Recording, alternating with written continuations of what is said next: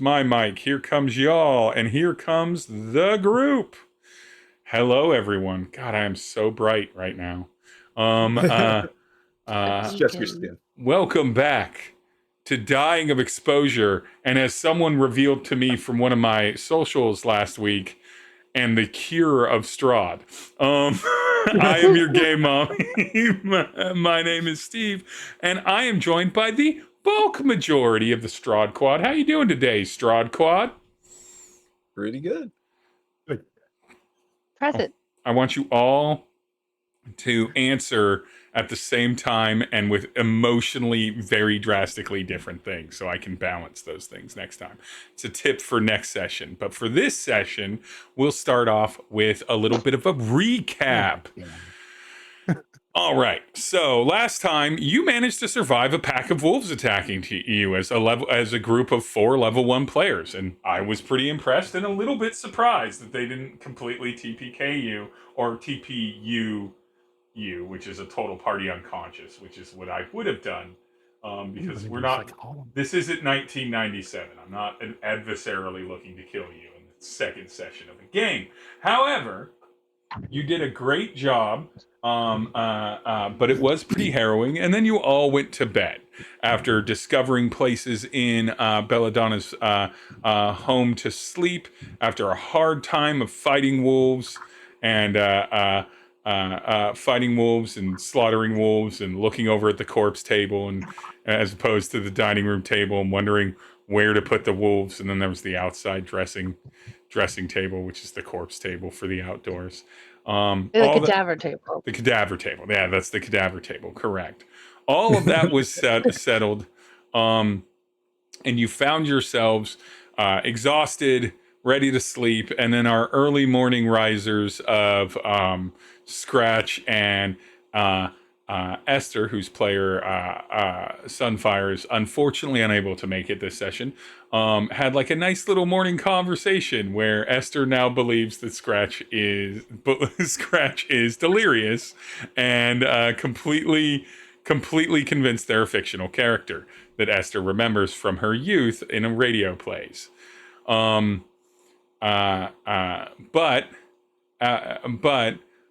nice little conversation, a bit of a rest. Before the rest, a big group hug. We found sort of the first harrowing event accomplished from our little group. And so we returned to the morning with our later to rise Mwezi-Mwezi and Belladonnas dragging themselves up and into the concept of consciousness. Breakfast already prepared, no eggs currently amongst them.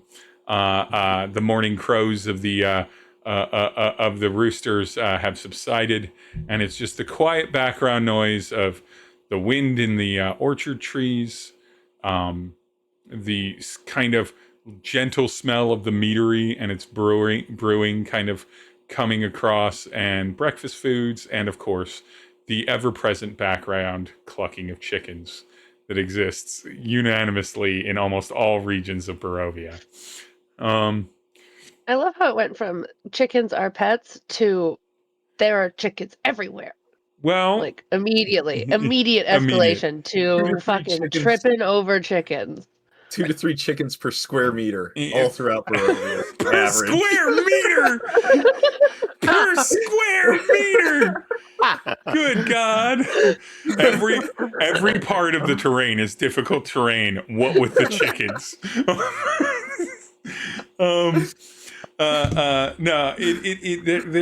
The chickens are a challenge because there were a lot of chickens for food, and then they became pets over time. And now that the chickens are pets, no one has told the chickens you simply don't need to breed that much anymore. We're no longer churning you in a manufacturing sort of way, and they didn't really like settle that out. And you know, a lot of the monsters don't really prefer chickens, and some of them might even be part of team chickens or pets. But with the smell of food, with kind of Scratch and Esther's kind of conversation dying down, Belladonna, what is your normal morning, late morning brunch, if you will, after routine look like? Are you the type that goes through routine to kind of get yourself ready, or do you just kind of wake up in the clothes you're going to wear kind of person, or somewhere in between? Probably definitely a routine. Very, very much so. Mostly because Warlock. So first thing, if she's gotten an actual substantial amount of sleep, like constitutes a long rest, she's looking for her book. Book is conveniently in one of the 4 to 5 places you always leave it in, which is not necessarily the place that you absolutely always leave it in, but it's the 4 places that you check every time. It's like it's here almost most of the time. Then if it's not here, it's almost certainly there. And if it's not there, it's almost certainly there. And so it's in one of those spots. And sometimes it just ceases to exist. Sometimes it's just gone. But the book is there. Book is there. She'd be doing her warlock shit for a substantial part of the morning, and then if there's already food out, that's the food that she's eating. She would probably not make this, but if there's food prepared, that's easy and accessible. Just porridge and some sort of like mush dish, and then some salted meat. When Scratch sees that you're up and like shuffling around, she'll like start trying to like fix you something. She'll be like, "Oh, take a seat. I'll I kind of help myself. Hope that's okay." Yeah, and she's very used to, even if it's been a while, and it's not necessarily. She's very used to people operating around her and like being taken. She you can tell she is used to, despite how lonely this kind of 2 large empty houses. She is very used to communal living, and so it does not faze her at all that you have started taking up the kitchen and are making something. She didn't even question it at all. Okay, nice. So she she makes it and she's like, "So, how are you feeling, after last night?" Yes, I broken all over my body on the outside and the inside. But my mind is sharp. Lots of new thoughts, ideas. We will have to go to main town of Barovia today. There's, I think, paperwork. I'm not sure, but we've a lot to do. No matter where you go, always paperwork. How about you, Mwezi-Mwezi? I was gonna explain more. Like I I actually assume that Mwezi-Mwezi will be staying in the living room, like kind of keep guard. So just rolled out a nice little cot, slept on the floor, and then just wakes up, pulls on a pair of short canvas pants, and then just walks in and sees food and goes, "Good morning," and just starts eating just whatever. So then to get to yours, I am good. Why do you have to ask? Just checking in. So seems like we're going to be going to the town today. Is there anything we need to prepare before we go? Is there anything that Belladonna is aware of that they should bring besides their vigor for bloody vengeance? Garlic, silver. A thirst for vengeance. A thirst for vengeance. Bloody vengeance. Is there anything in the town? We're going to make Count Strahd die hard with a vengeance. On the journey, no, you're Barovia Village, or the Village of Barovia, I should say, is it's a long walk. It's a few hours of journey, but it's daytime. You're going to be walking on there. You want to have your weapons with you. You want to have your standard sort of like traveling equipment that you would have. But I think Belladonna, how immediately upon action would Belladonna be like, "Oh, we're gonna go to Barovia, we'll go into town, we'll do some things, and then we'll come back to the meadery"? Or would Belladonna be more like, "No, we're gonna go to Barovia, and then we're gonna just get shit started. We're not waiting"?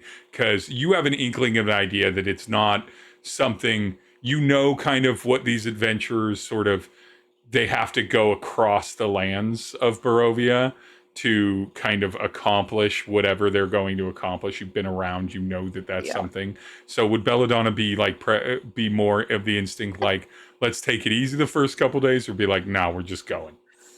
I think she's pretty. It's definitely pretty urgent, but I think she sees the value in taking the time to learn some more. She knows that she's really kind of dead in the water, and it's not going to be hit Barovia where they're 10 minutes checkpoint, talk to the wizard, and now we move on fast travel to the next town. There's going to be a lot of immersing ourselves in whatever the fuck's actually going on over there. So she'd be pretty on it and pretty keyed up to get going, but it wouldn't necessarily mean leaving town right away. So yeah, just sort of like, I think you'd have them kind of bring whatever travel clothes they may have. Maybe you begin to pack sort of like things. You never know in Barovia when whether in the village or just traveling in Barovia, when you get kind of caught up in something and you end up just having to camp overnight. So you sort of treat everything like it's a 2 or 3 day journey, just in case, kind of thing. Like I think that's like a knapsack. Yeah, even though the distance in like a normal, well protected and safe zone would be like, no, you would just go there, and then you would, if you needed to stay the night, I guess you could, but you could just go home. And also, even though the day-night cycle in Barovia is very similar in the concept of there's no super bright daytime, it is very or in the concept that there's no super bright daytime. The day in Barovia, the overcast day, is 1,000% safer than nighttime. And so you really do have that situation where it's like, well, we could get there, hang out for a few hours, but if we don't leave by 3, we're not going back. We are here in this town until the next morning, kind of thing. So you're a little cut off from that. So yeah, I think that would be the sort of modus operandi, would be, packed for a couple days just in case. A little over. Hydrate. I saw it. That's why I drink water. But yeah, and you definitely have plenty of like spare attire. I think that Mwezi-Mwezi and Scratch, how not naked, in the form of no clothes, but how without your materials would you like Scratch to be triple Aaron? All of the things you need for like tinkering and artificing you have, but like bedrolls, those kind, like camping gear, like the stuff that you would have had easily, but due to the nature of how Scratch came upon this environment, how like ill prepared. I still have a handful of things from my backpack. Like, if we have some sort of wagon or something, or like a donkey we're bringing with us, I'm putting the pack on that. Otherwise, I'm just wearing the pack, and I've got leather armor, so I'm just wearing that. Yep. I mean, I'm sure there's a donkey at the meadery. I'm sure we have all sorts of, like, I could ferry. I mean, we have to, because I take the meat around, I deliver it, so we have to have some ability to haul ass, if you will. Like a cart or something. Yeah. But it Not is one chuckle for haul ass. Oh, because it's a donkey. Okay, no, I'm Thanks, too focused on the next moment. It did go over my head. It went on my. Which is crazy, because that thing's dragging. Yeah, but I would think Belladonna, you wouldn't really consider much bringing the any of the. I don't think you have horses. I think you do have donkeys and mules instead. They're a bit easier to come by. They're a bit actually less likely to scare. I was thinking one angry old donkey. Yeah. Maybe you've got one or two. Rudy bastard. But hates everything but me. But again, only because I frighten the world. Exactly. It aligns with you. But I think you would think to just go by foot, because it's only like a few hours, and you going by wagon, you don't need so much stuff. Mwezi and Scratch both look more hardy than you. Esther, even though she's older and doesn't look like that, she is wearing a bunch of jewelry and heavy clothing, so she seems fine with it. And upon asking her about any of her things, she's like, "No, I have it. I got what I need. Don't worry about me." And then like effuses and obfuscates having a real conversation in the moment as she keeps staring at the back of Scratch's head, thinking about their conversation earlier this morning. Yeah, I figured as a hunter, Mwezi just he knows how to be kitted out for just traveling around the wilderness and doing things. I think that's just normal. also because you were traveling to go to the place, in my mind, Mwezi had literally everything Mwezi would have for a multi-day travel on them when they when he transitioned over. So he's just the same. You have most of your worldly possessions, minus maybe some stuff from back home. Not the really free stuff. That's back in the home village. Back in the home village. So you all can head out pretty easily. To give you all an idea right here in the orchard is sort of like a carve out of the woods. There we go. I needed the map again. Right here in the orchard, there's a carve out. It's a little bit of a carve out in the woods, but Belladonna starts taking you kind of west and northwest, like a little bit. Not like crazily so, but just enough. What is happening? Can you let me? I didn't load up the VTT. Oh no, we're not in the VTT. Don't worry about it. Okay. You, Scratch, and Mwezi have no idea where you're going. Cool. So it, because like, there'd be some sketches, and of course, come on.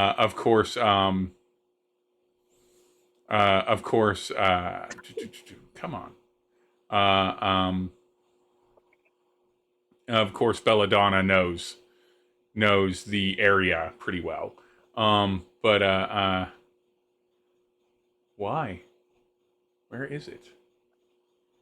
It's fine, whatever.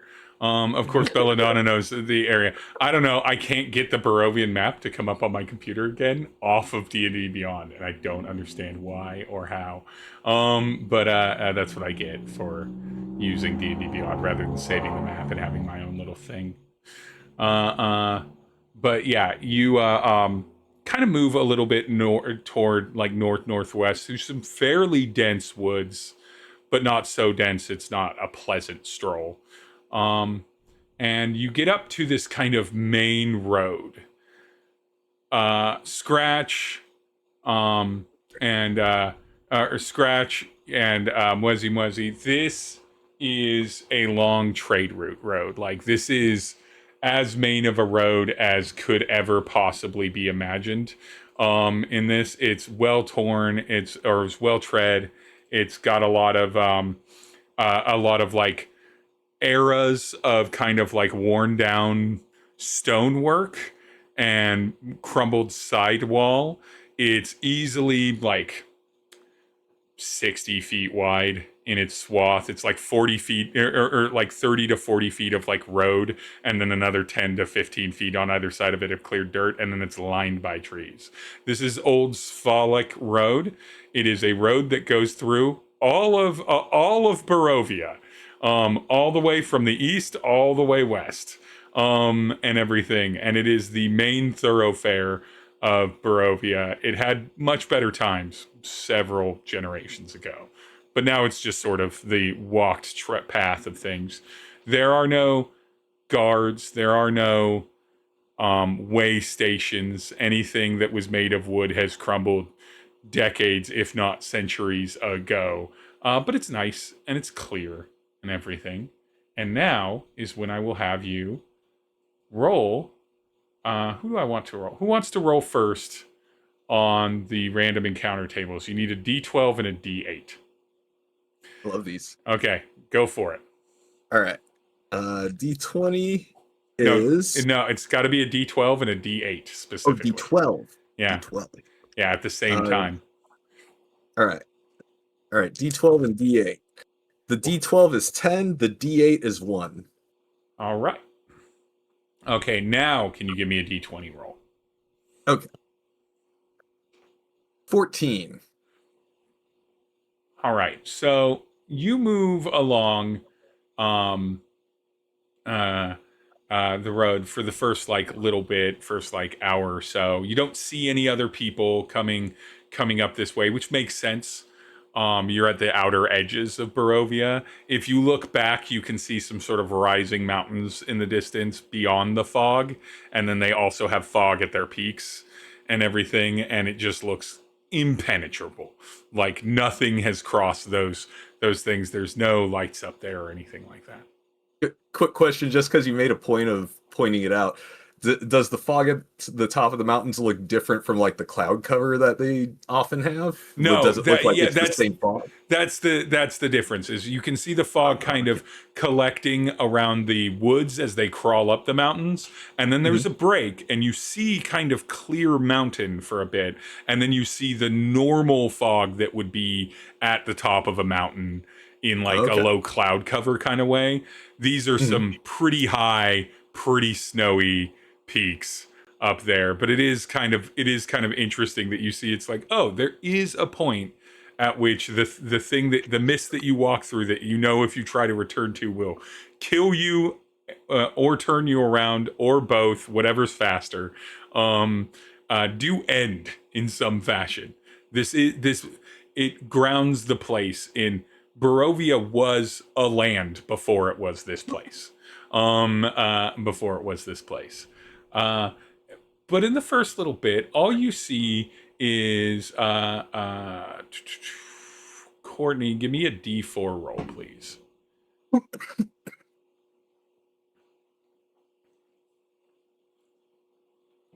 Two.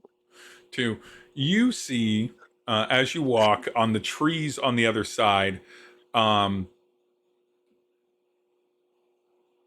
couple of ravens watching you, and then kind of. How many eyes do they have? Two, just two-eyed ravens, no three-eyed ravens. At least not these. No one-eyed ravens? No one-eyed raven. Well, it's important to know how many eyes. Statistically, 1 or 7, none in between. No. These do look like normal ravens, but you see a couple ravens watching you, and then you see a couple more ravens watching you, and then there ends up being about 15 ravens sort of kicking about in the trees, flying tree to tree. I'd love everyone to give me a little perception check, please. I'm gonna check my bag for Altoids. Can I redo that? I rolled on D&D Beyond again because out of habit. I will allow you because you have announced it, but eventually I'm going to be nah, you know better. Yeah, just take the D&D first Beyond D20 roll of the game. I have a nat 20, so 21 altogether. Oh, perfect. 14. 12. 12. Belladonna, scratch, ravens are usually a bad thing. Belladonna, usually associated. They inherently themselves are not bad, but they're ominous signs. Belladonna, ravens, usually a bad thing in Barovia. Not in a way that they're just gonna jump you or anything like that. But you never know who's watching through the eyes of a raven. Mwezi, a little bit more with your nat 20, these are ravens, and they're behaving like ravens that is a little sad. They're behaving like creatures that don't trust bipedal humanoid creatures. They're behaving like creatures that are smart enough to watch them and keep at a safe distance, but are suspiciously watching you. There's a bit of fear to them in the same fashion as there's also the sort of common sort of like there's fear, but there's there's anxiety and awareness and like a sense of nervousness. But there, I wouldn't say, I think fear is the wrong word, but almost a preparedness. Like these people could just haul off and attack us at any time, so we need to keep eyes on these. Trepidation. You're a threat. So I'm gonna like just say, wait. Those blackbirds, they're afraid of us. We might not want them to swoop down. Because Mwezi-Mwezi has never seen a raven, but like birds are there. Yeah. It is best not to talk about them. They can understand you. Oh, then that is good. But we mean no harm. Like, yes, just straight out there. Give me a persuasion check, but give it to me with disadvantage, Mwezi-Mwezi.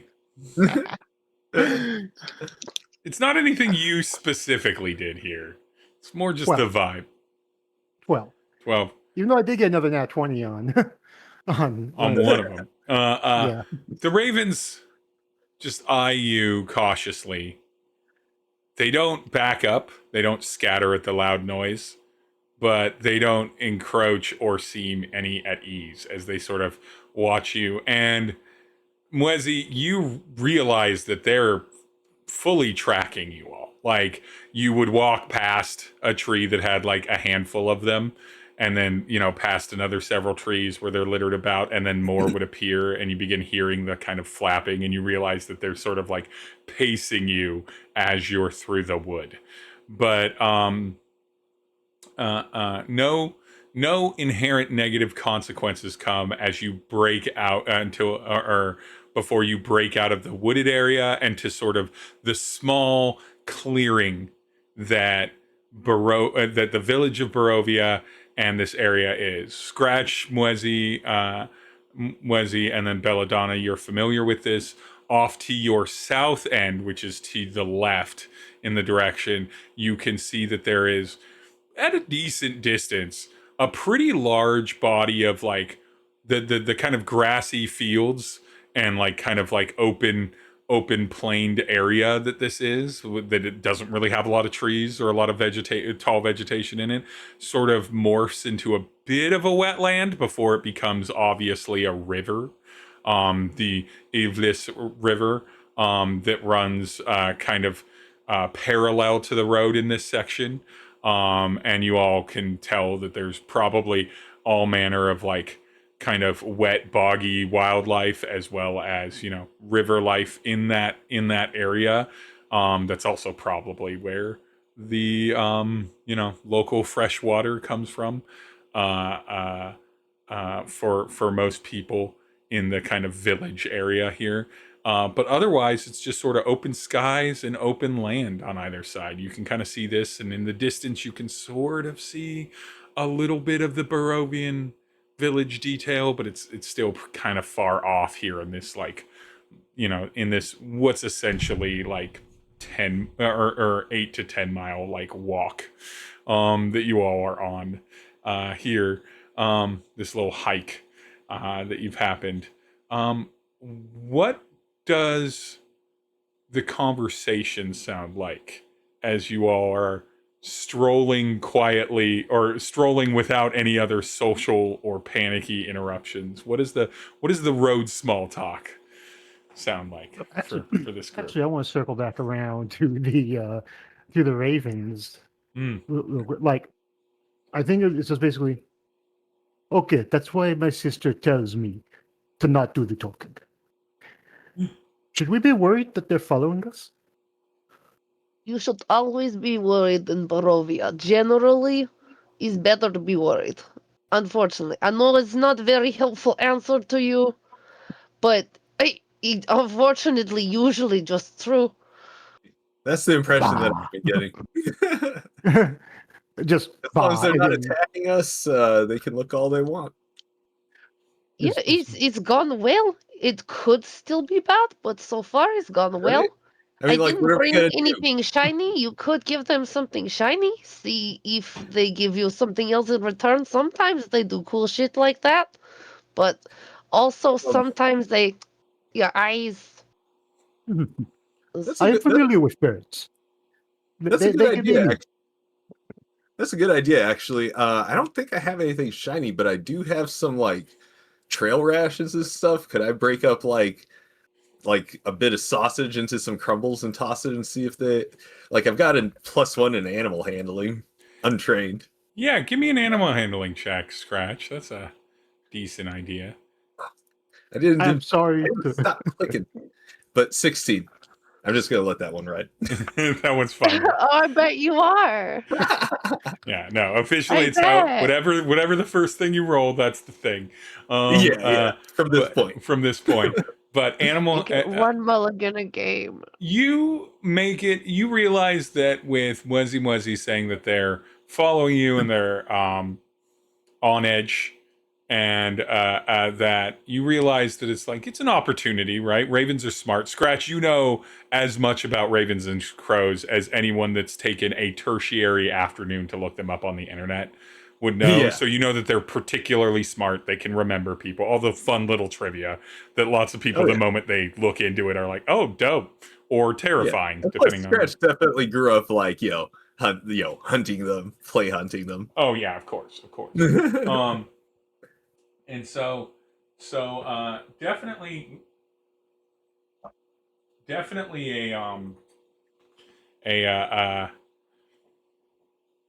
a situation where you make that call to wait until you're kind of toward the exit of the woods, which is clearly going to be their security domain, and then Yeah. as you get to there is when you drop the trail mix, as you all are kind of making your way out of their zone, giving that sort of passive amount of like, no, it's safe to get this. We're Yeah. leaving your area. This is just for you to have or not, kind of thing. And after you get enough paces away from it, like say like 60, 75 feet or so past sort of the tree line and into the clearing, you see a few of them pop down, and then a few more, and then just like a grip of ravens suddenly just kind of go out and start pecking at the ground and everything, and like glancing their heads up, watching you guys keep walking away, and then going back and enjoying the little bits of trail mix that you've left them. And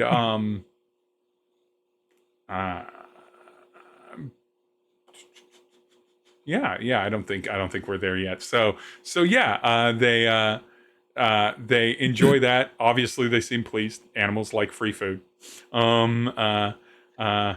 And they're smart enough to understand the concept of currency, so they really appreciate that it's free. Yeah, they actually appreciate how convenient you made it for them to eat as a gesture of kindness. They get it.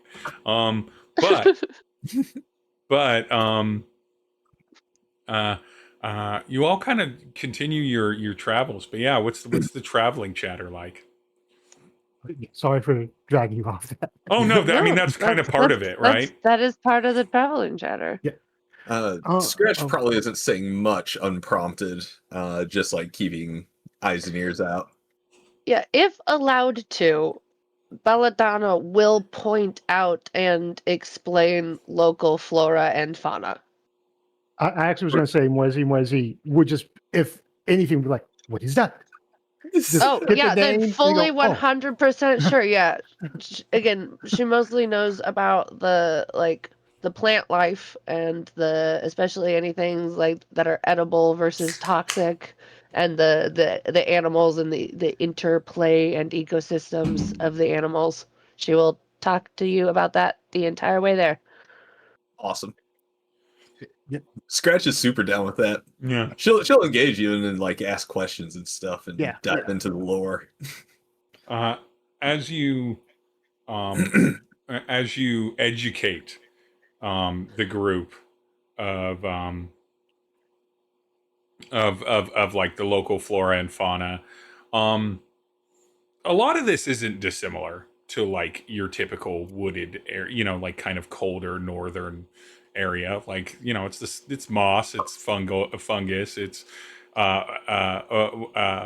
relatively warm coated vermin and everything. But I would like, you can do it as survival or nature or insight, and this is for specifically Scratch and Mwezi-Mwezi. Okay. I'll take that as a nature. 12. Nature survival is same for me, so I'll take survival. 17. 17. A lot of snakes. They brought up snakes a lot of times, and for you, Mwezi-Mwezi, it feels a little cold here for there to be. You've been in areas where there's more reptiles and stuff. Yeah. It's warmer there because you know that they're, as another, as a creature, they're not warm-blooded, but a lot of snakes apparently up in these Barovian woods. Because all the chickens. It's all the chickens. Well, it's actually no, it's fascinating. It's because of all of the insects. I could go on a whole thing. I did, as a personal person, as a human person, study insects. I can't do the vague Eastern European accent. But the explanation for why there are snakes is because traditionally, and this is a big part of the lore specifically for the meteor, traditionally ball pythons, small pythons, will hunt and burrow under like termite mounds in like sub-Saharan Africa and drier climates. Cold is also dry, and it's warm underground because of all of the insect activity.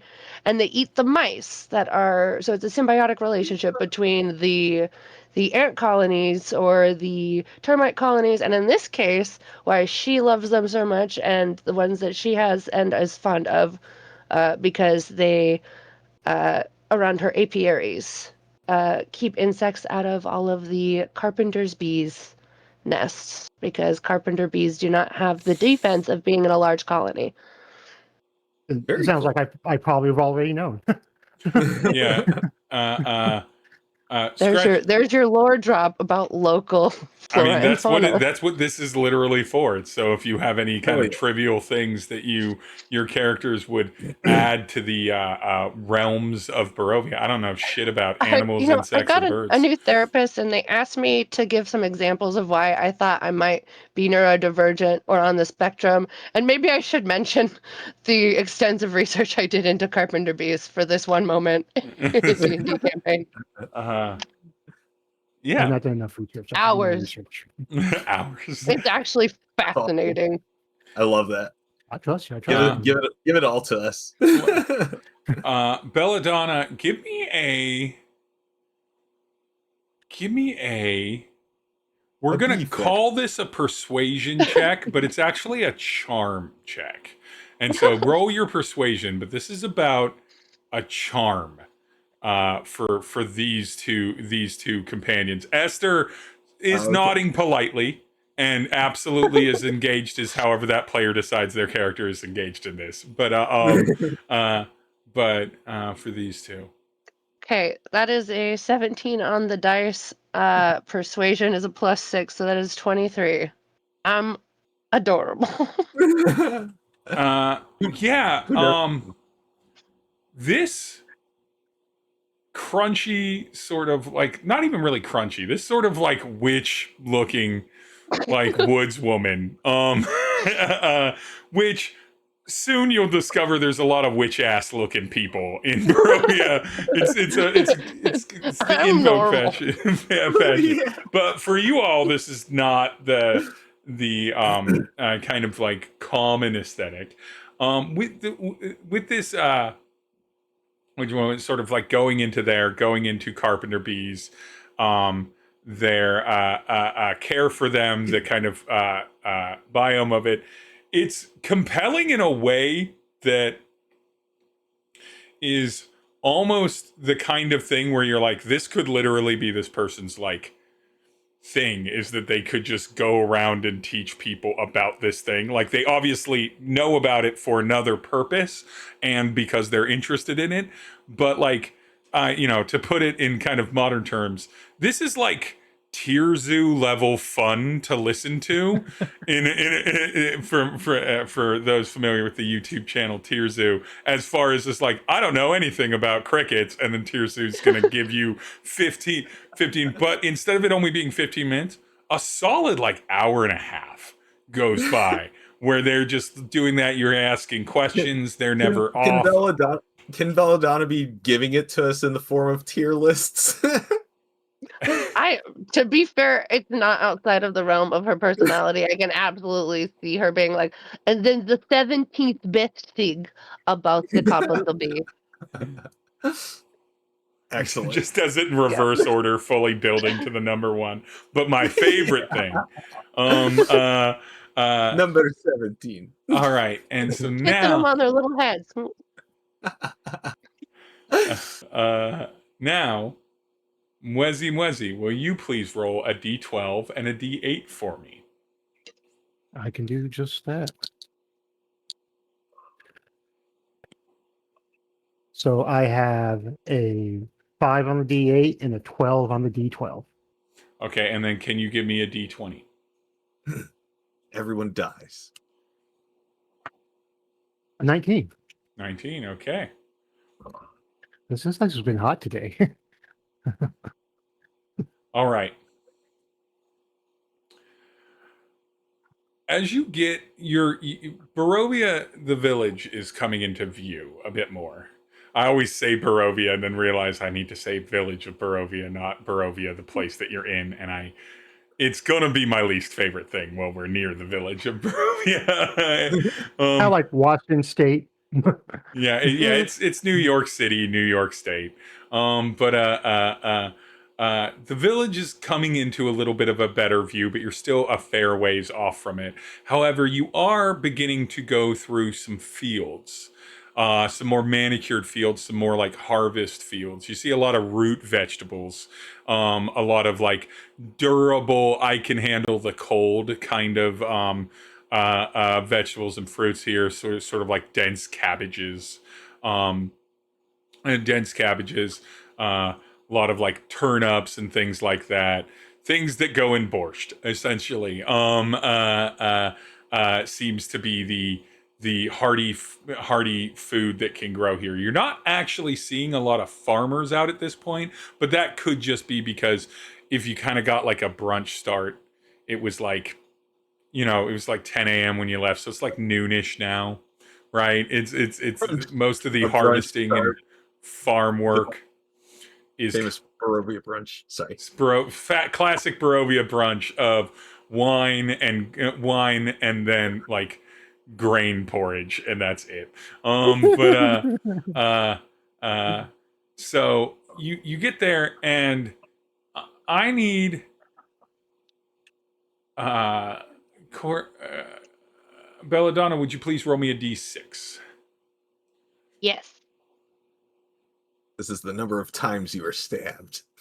Oh no, it was 5. That's bad. That's a bad number of times to be stabbed. That is a terrible number of times. That's my second least favorite number of times in this scenario I could have been stabbed. Number 1 will surprise you. Dr.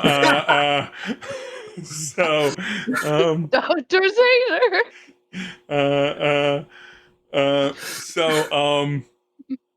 As you kind of make your way through this, you all begin to notice that kind of each distributed, not evenly, but also not haphazardly, just sort of like with space between them and everything. As you walk on the road, several scarecrows are kind of in the fields. None of them are super close to the road in the field. Some of them are a little bit further back, actually further away from the road. A couple of them are a little bit close, about 5 of them or so in like easy sightline distance. I would love okay, I'm gonna go with either survival or history from I cast Firebolt. I mean, you can firebolt one if you want to pop off and firebolt a scarecrow. I'm not going to stop you, but it might not be the greatest idea. But yeah, survival or history from the group, and whatever you roll, Belladonna here, you'll have advantage on it. Oh. Oh no. Okay. 18. Not 20 again. At 20, Belladonna.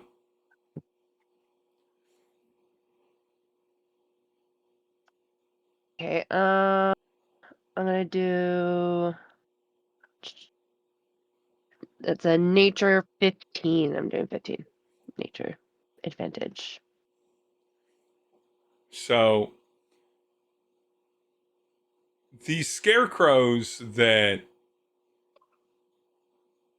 Scratch and Belladonna would identify these as are a little bit unique in the way that a normal scarecrow is a stick with another stick, and then there's some straw shoved into a burlap sack and like a hat, and it's supposed to be a human being, but for dumb animals that can't tell the difference. These scarecrows have legs and pants and arms and look almost like they're supposed to. You can still see, because you got a 15 and 18, you still see that they're like made of fabric and straw, but they're like full body fabric and straw instead of that. Mwezi-Mwezi, since does your hometown? No, do I they don't know farm? I do not know what a scarecrow is. These look like fun, friendly, weird-looking people to you. With your nat 20, they look. You are, in fact, with your nat 20. Not only are they fun, friendly, like odd-looking people, you're 100% sure they're alive. Like they're living things. You can just tell. So why are the straw people all hanging out? I don't know. They just look like they're hanging out. To me, we should probably just leave them alone. Belladonna is just gonna keep walking by. The Yeah. rule of Barovia is don't look. Yeah. Just don't. None of my business. You know what these guys are? These guys are none of my business. Yeah. This doesn't feel like a place that rewards inquisitiveness and curiosity. I got enough questions. Yeah, I got enough questions. It's funny. I'm like playing the opposite of like I've always said about like black people in horror movies. Like, no, I ain't going to that house. I ain't not at all. No, fuck you. Yeah. Let's just leave them to their business and we'll mind ours. You all why, sister? And then just kind of walks forwardly, and I guess it's going to become Courage the Cowardly Dog. Good Mwezi-Mwezi. You all see one of the last scarecrows as you kind of pass the like zone where there's a bit more of a collection of them in sight. One of the last ones like turns to you and waves and everything, and but doesn't move from their spot. Probably best that you didn't just hit one with a firebolt. Just bored. The scarecrows now Nothing's happened in a while. Sorry. Nothing's. Yeah, we haven't done anything in a while. Let's throw some fuel on this fire right now. Where are we? There we go. So now, after a easy, honestly, kind of day stroll, Yeah, you all make it very comfortably toward the village of Barovia. that was so chill. So we got to meet some of the local wildlife and like the locals. You got to learn about learn about things and see some crows and some scarecrows. Yeah. I was gonna call the ravens to help us because we fed them. If the scarecrows attacked us, I would have been like, "Oh, it's daytime. You're fine. You don't know who we just met, guys." So I just we're not the ones. I just need y'all to know Scratch's mental state as we're walking into Barovia. She's actually pretty high in spirits. She's like, okay, I'm in a strange place. It's a little spooky, but nothing I haven't, dealt with before aside, vampire side. But we've got vampires too. she's feeling like, this probably won't be so bad. Also, you heard Strahd's voice. That man cannot be a threat. You don't know Strahd well enough to know that that's just the voice. Once you learn the horrors this man created that made us fear that voice, you will know hell. You realize. I believe God damn it. I expected slightly more of a giggle than it was. It landed very seriously. It did. Oh, You realize that part of the reason that the village of Barovia is actually not quite as tall or far away as you thought it was. Belladonna, you know this, but it's not something you'd think to mention. It does have sort of like a, not so much a fog, but almost like a mist, like northern coastal cities have, where it's just sort of like not as visible until you get up to it. Tall shapes loom out of the mist and sort of surround everything in sort of a fairly grouped or clustered group of buildings. There's the road gives way to wet cobblestones. So instead of dirt, a little bit of mud. Now the organization of a town that is maintained comes into being. You can see that there are dwellings each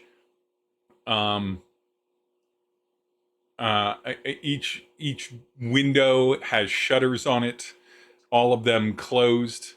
Not very many lights in windows, not very many people in streets, but businesses, certainly. You can see signs hanging over in wood and everything. We'll say a weekday in Barovia, so there's no market, but there are a few people, but mostly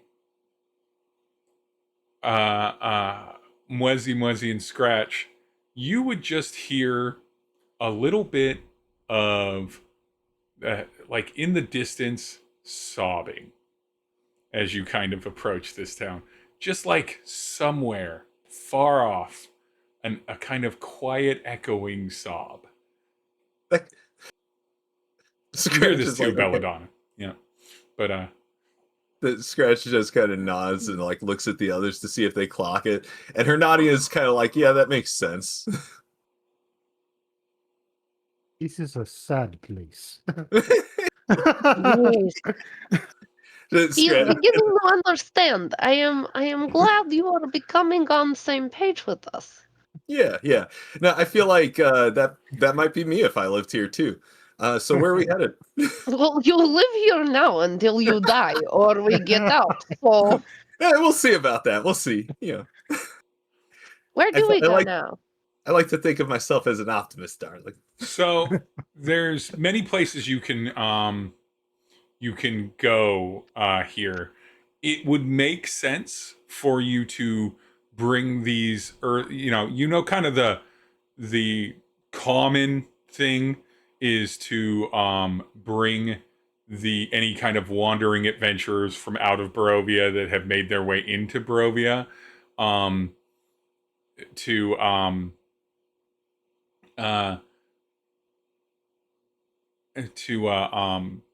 bring them to the Burgermeister, because what's the Burgermeister's name? Is that really his title? Yeah, he's the Burgermeister. Yeah, I know that's a real title. It's still funny. I know it's very American fun. I learned that the German word for civil war is Burger Krieg. Yep. And right now, America's fighting at Burger Krieg. Burger Krieg. The only war America fights. Kolion Indirovich is the Burgermeister of the village of Barovia. Kolion has been the Burgermeister for decades. Honestly, possibly since you've been a child. Belladonna. Like, certainly at least 20 years, 30-ish years kind of thing. Yeah, definitely sense. So that's a common place that you could go, but there are shops. You do eventually get past the sort of like gloomy kind of emptiness of this, and you can see some spots with smoke coming out of fireplaces and a handful of lights.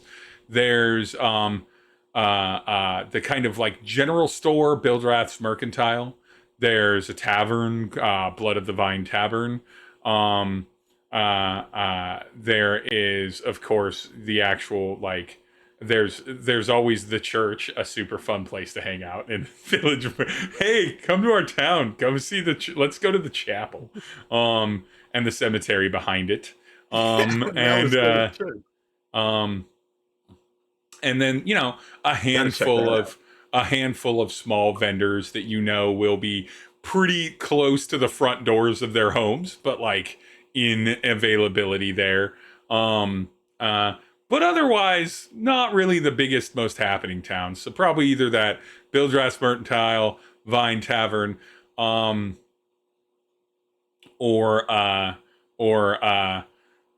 probably go to see the Burgomeister directly. That would be the kind of play. I don't imagine, unless you specifically wanted to go to the church for a particular reason, Belladonna, that would be the first place you'd go to.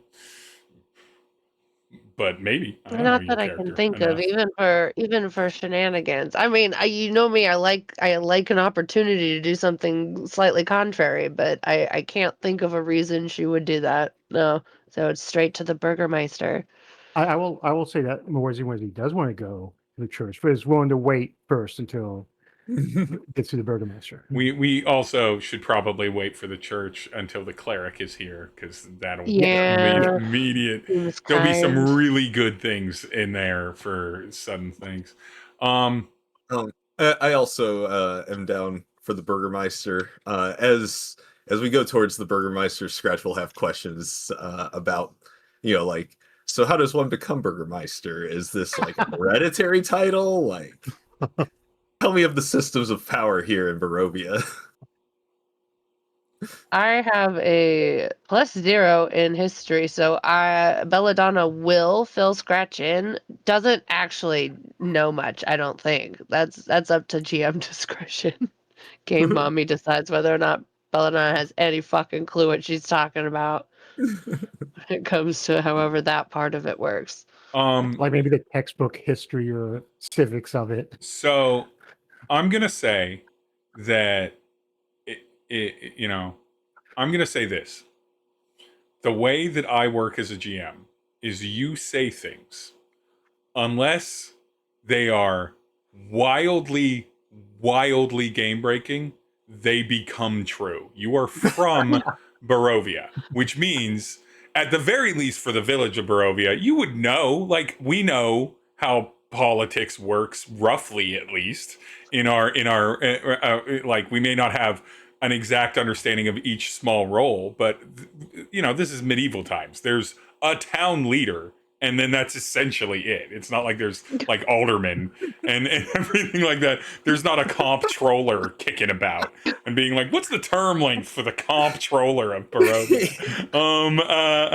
Let's go down to the Barovia City Hall. The civic circle of Barovia with the the Department of Parks and Rec. But to be clear, nothing you will have to try so very hard to throw me any random thing that I don't just be like, all right, that's true about the region.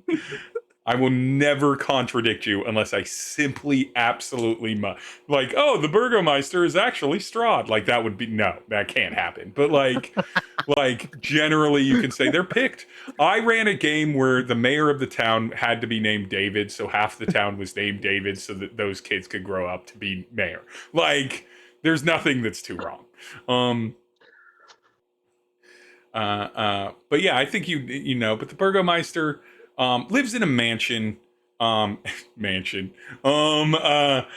weary looking squat mansion, sits beside rusting iron fence. I'm really enjoying for the first time not having to off the dome come up with physical descriptions and being able to just read the thing in the book. Iron gates are twisted and torn. The right gate lies cast aside while the left swings lazily in the wind. The stuttering squeal and clang of the gate repeats with mindless precision. Weeds choke the grounds and press with menace upon the house itself. Yet against the walls, the growth has been tampered down to create a path all about the domain. Heavy claw markings have stripped the once beautiful finish of the walls. Great black marks tell of fires that have assailed the mansion. Not a pane nor a shard of glass stands in any window. All the windows are barred with planks, each one marked with the stains of an evil omen. So, that's the mayor's place. That's the burgomeister's place as you approach it. Things are going great. And you know what? Just because I want to lean in. So do you get elected to that house, or? Belladonna? No, Do you sorry, get go elected ahead. to that house?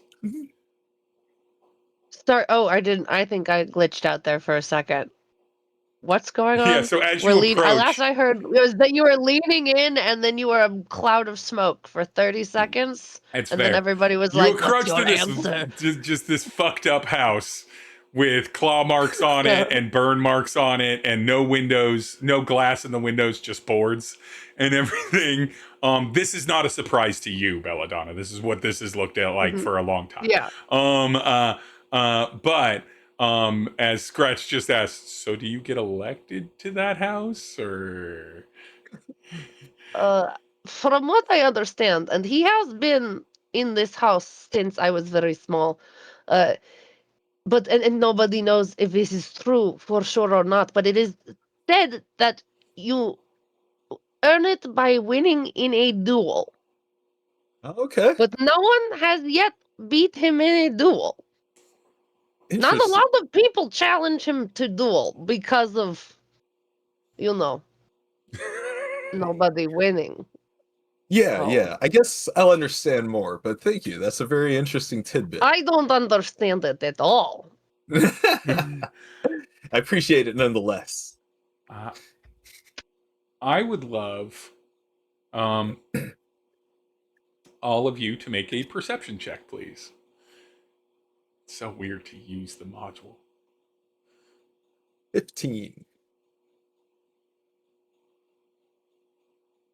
15 for Scratch. 13 for Belladonna. 13 for Belladonna. And for Mwezi-Mwezi? 4. 4. For Mwezi-Mwezi, the smells around this mansion are fucking wild. You are just fully distracted by how bonkers this place is, smell-wise. For Belladonna and Scratch, as you approach, you see claw marks. You know that wolves are about and everything like that. All manner of potentially dangerous creature. But there's also a lot of human footprints. And Scratch, you got a 15 or an 18? 15, right? 15. Yeah.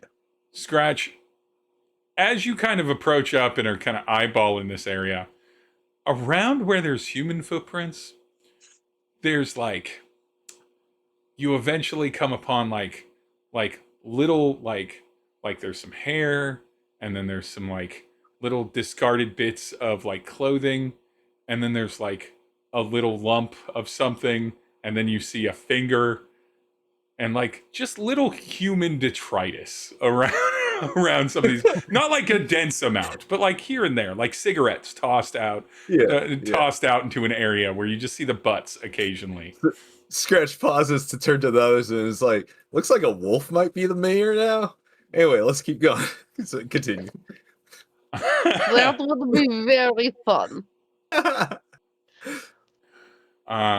So you go up to the front door, which you can make, they've made sure that there's a path there via the weed. No one's out. Front door is a double set of doors, currently closed. and it's currently closed.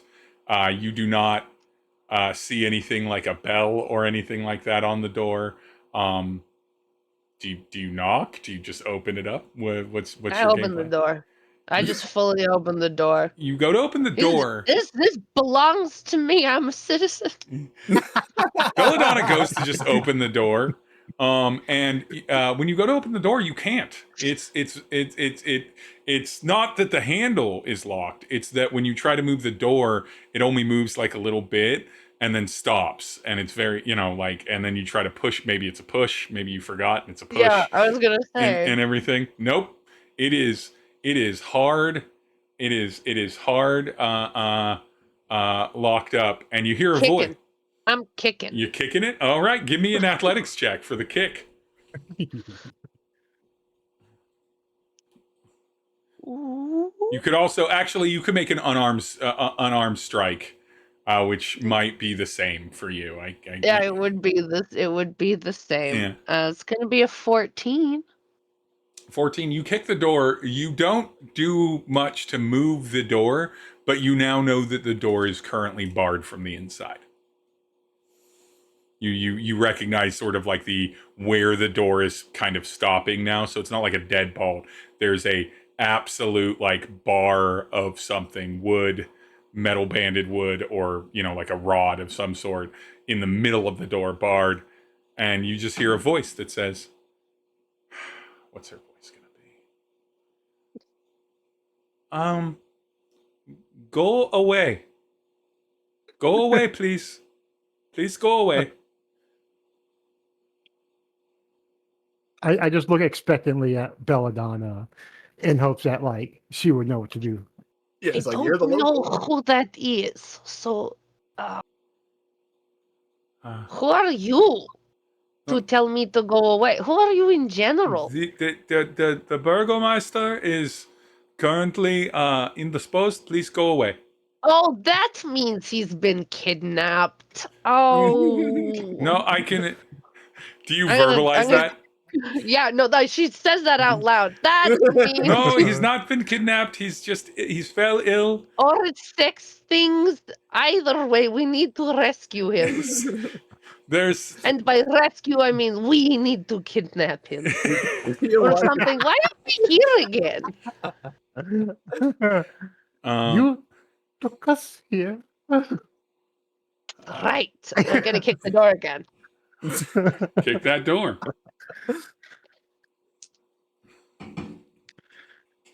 That is a 12. You kick the door. You don't hurt yourself or anything. It just doesn't work. And it's like, no, you cannot come in. I will not let you come in. Please go away. It is fine. It is fine. Please leave. He is. Can I do an insight check to see if I believe? Yeah, that go that for is it. You true? can all do insight checks. You can all hear her. I have a question for Belladonna after our insight checks. I rolled a 15. Belladonna's insight is going to be a 4 on this one. You are so confident that someone is kidnapped and is doing sex things to the Burgomeister. Oh no. Okay. Belladonna, if someone challenges the mayor to a duel for mayorship, are they obligated to respond? Like, could we compel the mayor to come out this way? Like, could we demand this? No, I don't think he has ever refused the duel. You would have to try to find out. With having no idea who this mayor is or what he is or what he's capable of. Okay. I'm really playing with the idea of challenging him to a duel. I mean, you're welcome to. I can tell you for sure it is not in the book that the mayor must duel to become mayor. That is fully unique to our version of Barovia. That is strangely enough the first mayor you meet. Like, from what little I remember of Barovia from like the book from the 90s, like the mayor could be just like a level 1 commoner regular dude, or he could be like, a white or something. Yeah. You never know in Barovia. You don't know what you're gonna. The mayor might be a haunted doll. You don't know. It's Barovia. It's like, yes, this is the mayor. It is the town dog. It is the one dog that does not bite us. I'm gonna. It's not because he doesn't try. It's because he's got no teeth. So sad. But yeah, so I'm not gonna. Let's explore other avenues first. Anyone got some bright ideas? I'm gonna wait until the door is closed. There's no peephole. I'm gonna sneak around the back. I'm gonna fully see if there's another way in. We did specifically in the description say that the grounds that they beat back the weeds from being against the building, so there's a path all the way around the mansion. Nice. All right. I'm going on a walk. Mwezi-Mwezi, do you follow Belladonna and Scratch back around the mansion? Okay, we're leaving. Bye. Thanks. I do not The believe sisters you. will know what to do. This is beyond my reckoning, my post. So you all move around the mansion. Give me whoever wants to roll it. Give me you can pick one of you. One of you roll me a d20. This is just a luck check on if there happens to be, this is a coin flip, so 11 through 20 will be success. If there happens to be maybe a loose board or some way into the mansion around it, 1 through 10 means there is no particularly obvious ingress. I don't want to vote. I choose. Yeah. Let's go. You were the one who came up with the let's walk around. Courtney, give me a d20. I only volunteered because no one was going. I realized I should have just named someone. It's always easier.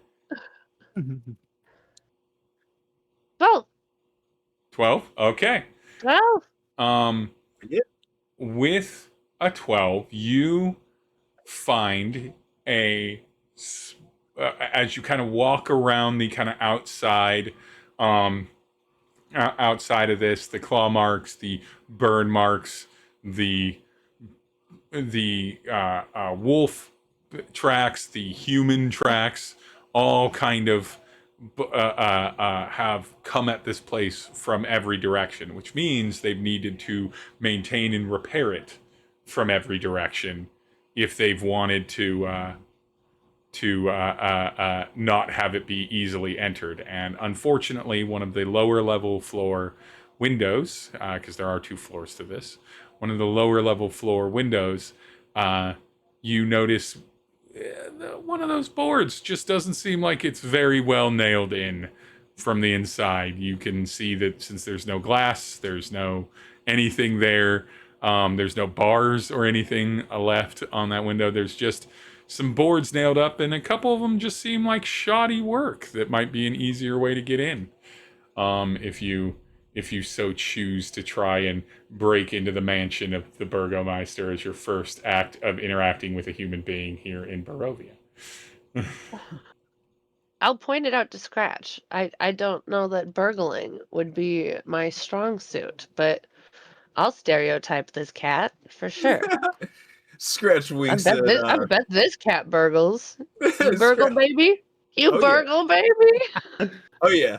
Yeah, Scratch winks at you, and she just kind of whistles a short little 3 or 4 little tune, and some thieves' tools appear in her hand. All right, give me That's right tools for the job. Okay, so this will be kind of how. Is Scratch trying to do this efficiently and stealthily, or are you just trying to get it done? Efficiently and stealthily, yeah. Okay. Both as a matter of pride in her work, but also she is trying a little bit to impress her new friends. Okay, so it's going to be a sleight of hand check. which you already get a +4 to, and then Mm-hmm. because you're using thieves tools, add another +2. Nice. So it's Excellent. a +6, d20 Plus +6. 6. Ooh, I rolled an 18. That's a 24. Ah, Ka-ching. you were right to stereotype the cat, Belladonna. The cat is obviously extremely effective at burgling. Just Good with her fingers. not a not a creak, not a not a scrape to be heard as slowly Scratch pries the board away from the window, and then another and another to create a large enough entryway for Mwezi-Mwezi to get through, the largest member of your group, and certainly the rest of you. And then almost as a point of habit, Scratch grabs any of the nails that are still usable and just pockets them. Because you never know when you're going to need nails. And Also, Beautiful. as Scratch takes the boards that were removed and like leans them up against the wall to be replaced later. yeah. Like there's a little Efficient, bit of beautiful, like, professional. there's a weird professionality to it that goes a little bit beyond burgling and a little bit more toward this old house. That's a Well, we're reference not for trying the to Gen leave them Zers. unsafe when we leave. You know, it's just being courteous. Well, that's a good reference for the Gen Zers on the internet. This old house, they know that. That's relevant for even our barely know era. that. That's relevant for even our era.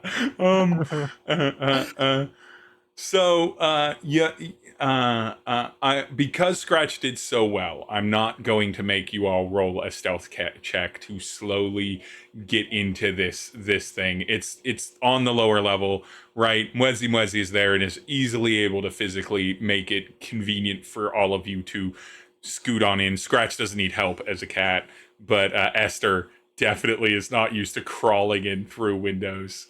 And so the four of you kind of quietly make it into the back of this house, this mansion. Do I have an official? I mean, I can make it up off the top of my head. I do. The interior of this mansion is well furnished, but worn down. It's strangely enough, it's not covered in dust and cobwebs and everything. Like, it is maintained as a place that people live in, but beyond the boarded up windows, you see presences of holy symbols in every single room. You can see one in the room that you enter, which I'm going to say is the kind of dining area, the breakfast nook beside the kitchen kind of thing. So you see one in the area you enter. You can see one in the kitchen. You can see one down the hallway. Down the hallway of this place. It is a old style home, which means every room is its own room, but it doesn't have doorways, or it doesn't have doors on the doorways, right? But it does like compact them down so that every kind of room has an entryway between it and the next thing next to it. So it's not an extremely easy to see open floor plan.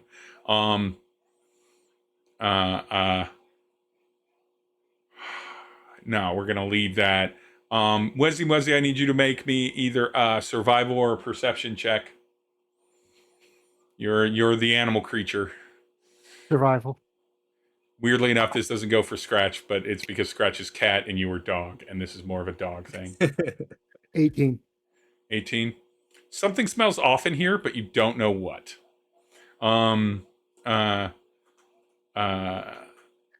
As you all, do you all try to make your way to get eyes on whoever was behind the front door and who you imagine is still at the front door, or do you kind of try to creep around the home to get the land? Because you know that it's like, oh, if I just walk in this direction, as long as it'll let me, I'll eventually get to the other side of the house that I was just on, and everything. It's not like homes are so foreign to navigate. Scratch looks to sorry, wow, I just blinked on your name. Belladonna or Mwezi-Mwezi? Belladonna, thank you. Yeah. Scratch looks Not the first time it's happened. It's okay.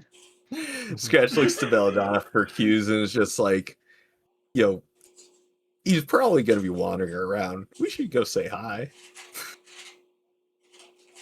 Yeah. What do you think? Yeah. Okay. Like, look at that of it. Doesn't smell good. Just like I'm just walking in. This seems fine. I'm following them for cues of. Yeah, it's a little bit odd. I'd say this is pretty outside of Mwezi-Mwezi's wheelhouse of just like breaking into a house and going to confront someone is a little bit different.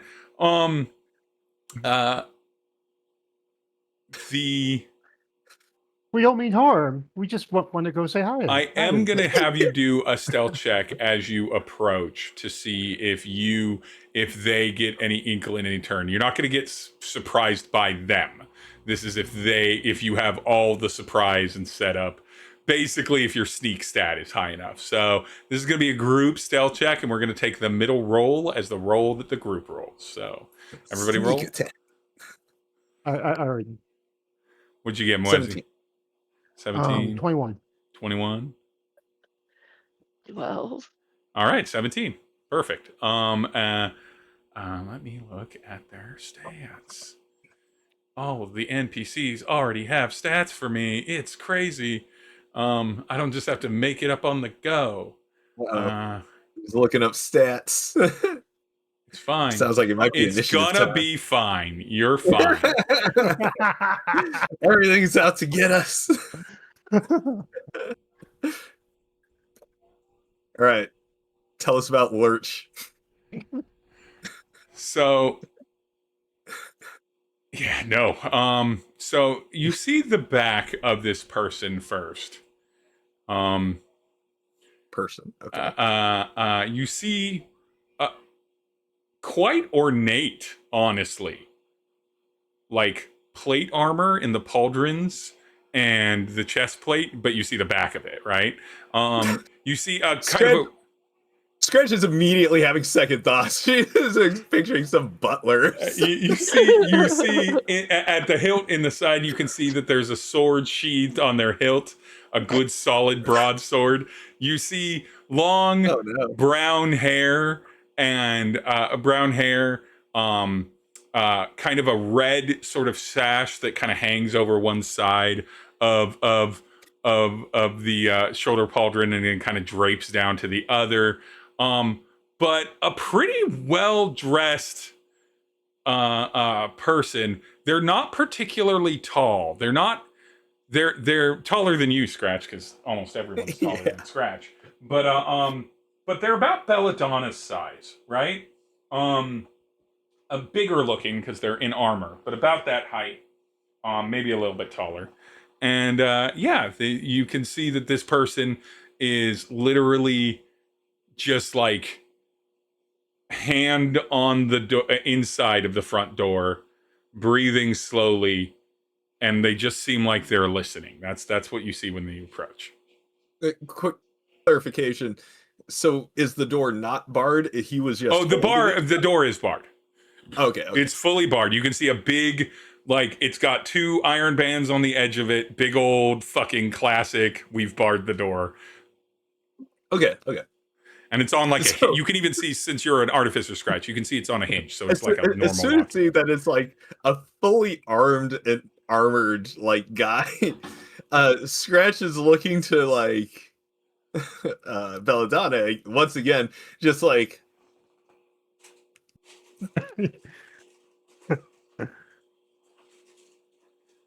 Sneak past the guy.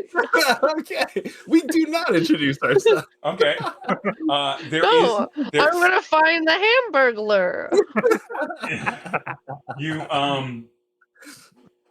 Oh, this is great. This is so good. This is not at all how this is even kind of written to go, and I love it so much.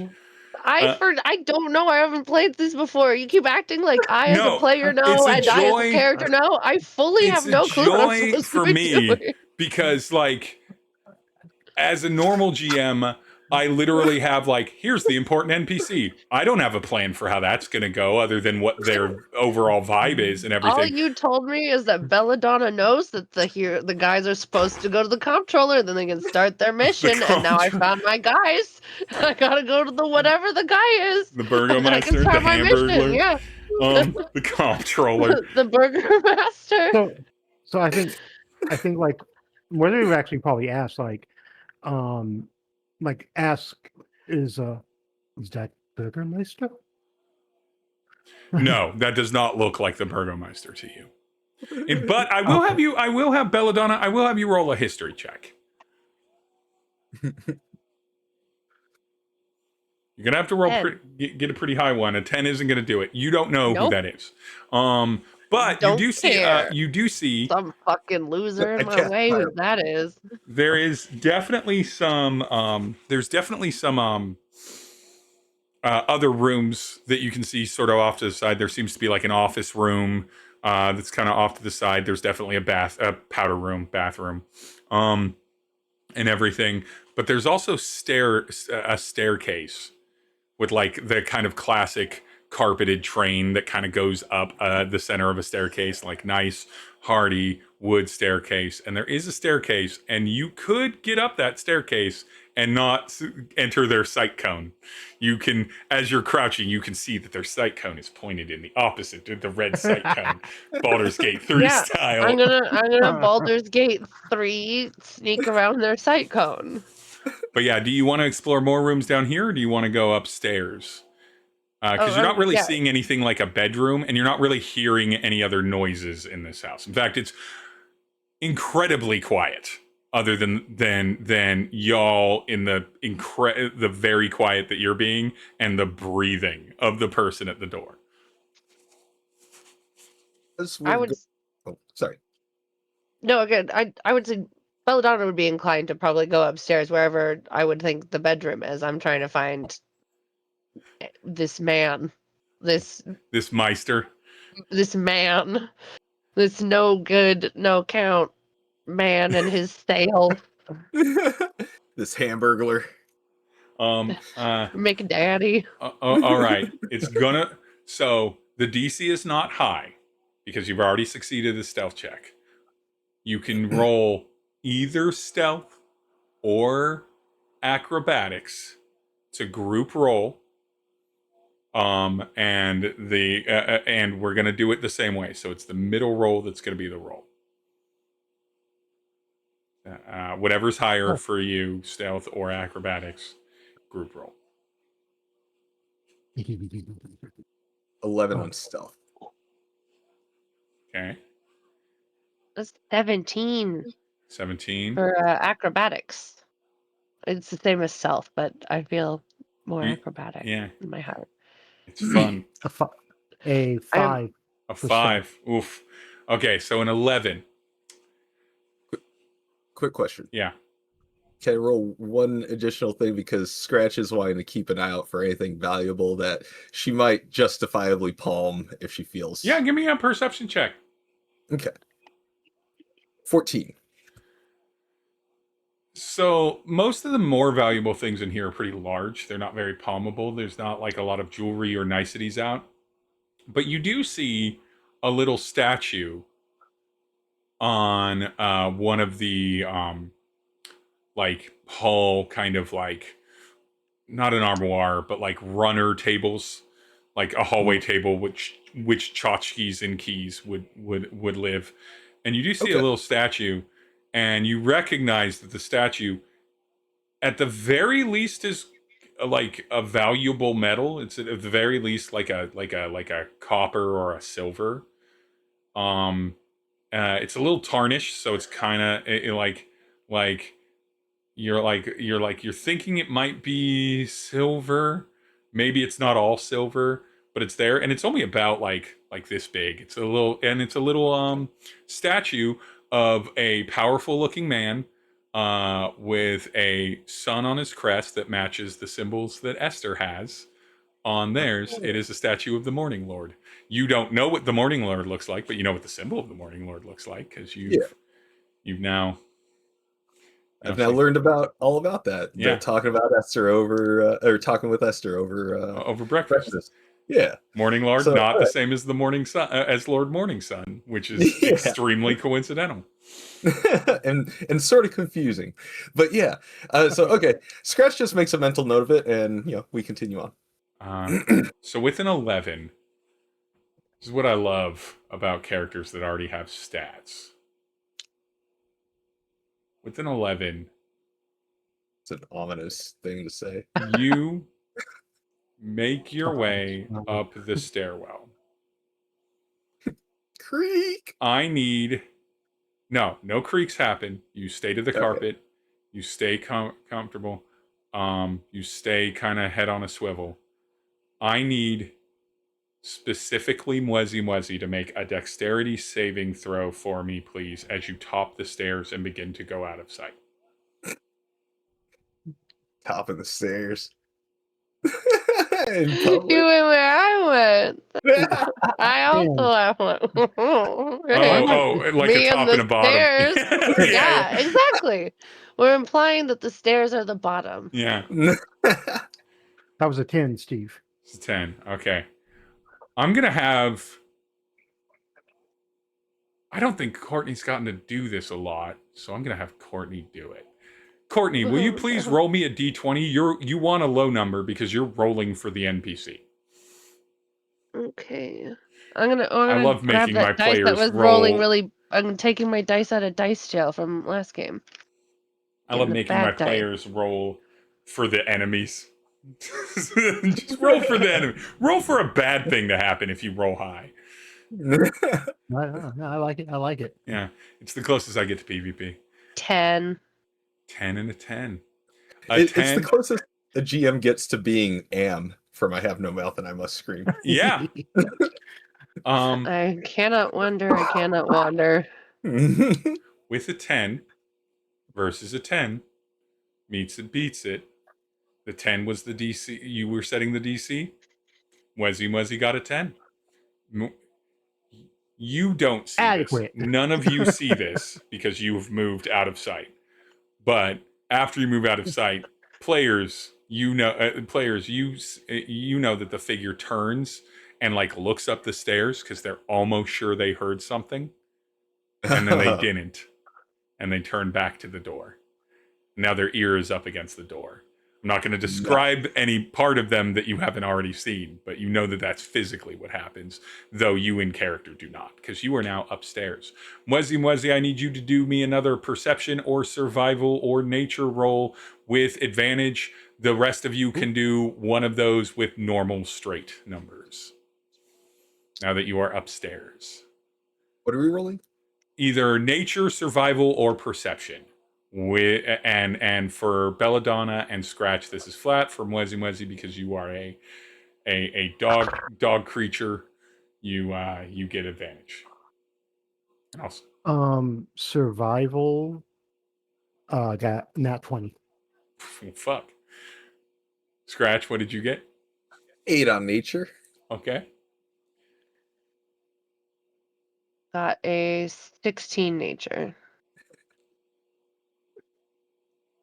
Oh, sorry, 17 nature. The way I'm going to describe this, because you didn't need a nat 20 to get this. I love that you got a nat 20, and I'll probably bank the nat 20 to be cool anyway. But the way I'm going to describe this is,